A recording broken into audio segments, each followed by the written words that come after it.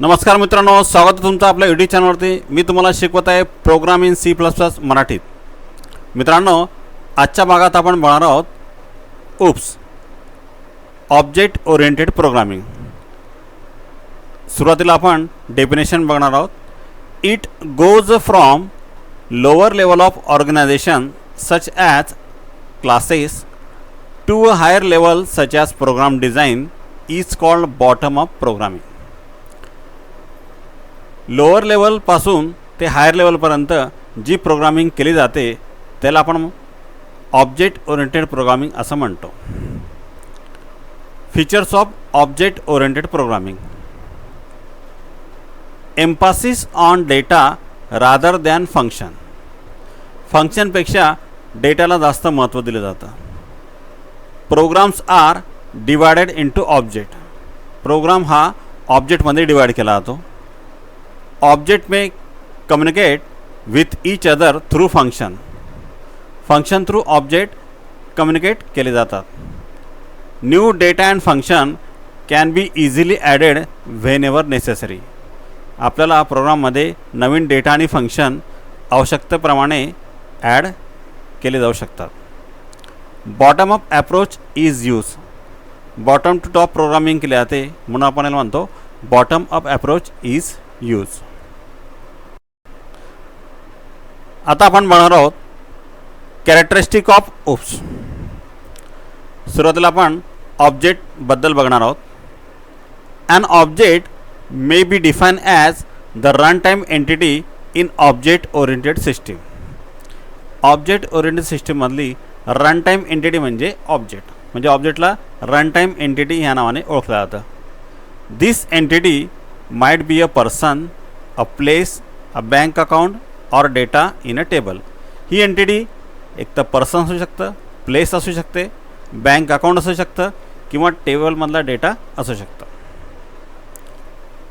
Class class is a collection of user defines data and function. User जो data आणि function define करणार आहे त्या कलेक्शनला आपण म्हणणार आहोत class. Once a class has been define we can create number of objects belonging to that class। एकदा क्लास डिफाईन केल्यानंतर आपण नंबर ऑफ ऑब्जेक्ट्स त्या क्लासचे क्रिएट करू शकतो। For example, mango, apple and orange are the member of class fruit. म्हणजे class फ्रूटचे member काय आहे? मँगो, ॲपल आणि orange. Encapsulation: collecting data and code in an class is called as encapsulation। क्लासमधले जे डेटा आणि कोड असतात त्यांचं कलेक्शन करणं म्हणजे एनकॅप्सुलेशन।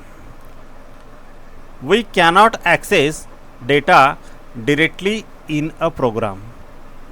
प्रोग्राममधला डेटा आपण डायरेक्टली ॲक्सेस करू शकत नाही आणि तो जर आपल्याला ॲक्सेस करायचा असेल तर आपल्याला it can be manipulated through the function.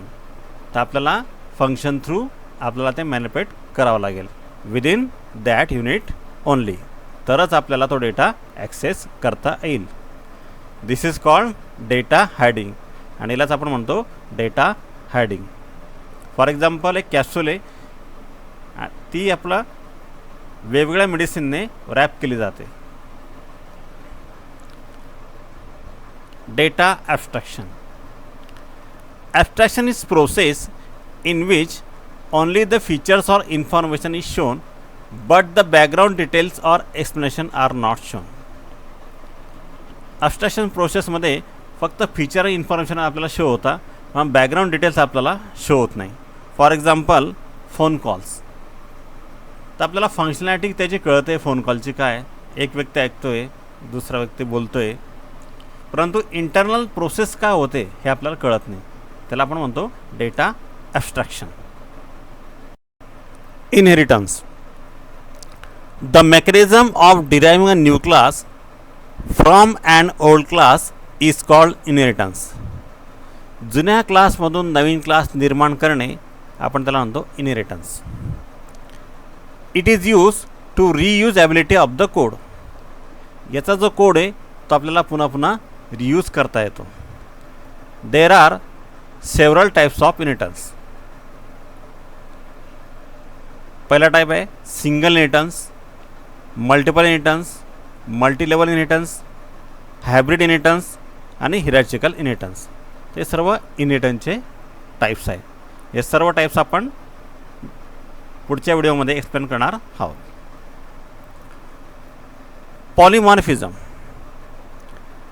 The word polymorphism is derived from two Latin words, poly म्हणजे मेनी आणि मॉर्फॉस म्हणजे forms. The word polymorphism, polymorphism जो वर्ड आहे तो दोन लॅटिन वर्डमध्ये डिराईव्ह केलेला आहे. पॉली म्हणजे मेनी आणि मॉर्फॉस म्हणजे फॉर्म्स, म्हणजे याचा अर्थ मेनी फॉर्म्स.